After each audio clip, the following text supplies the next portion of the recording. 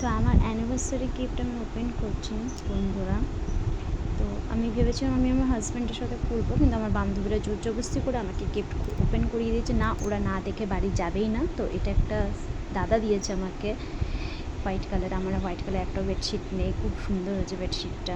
Second, এটা আমাকে একটা সেট দিয়েছে, তো দুটো। তো এটা একটা চা প্লেটের সেট, এটা খুব সুন্দর হয়েছে। আর সত্যি কথা বলতে এই সেটটা আমার কাছে দুটো হয়ে গেলে, এর আগে আমি বার্থডেতেও পেয়েছিলাম এই সেম সেট, খুবই সুন্দর দেখো। তো লোকজন আসলে এটা দেওয়া যাবে।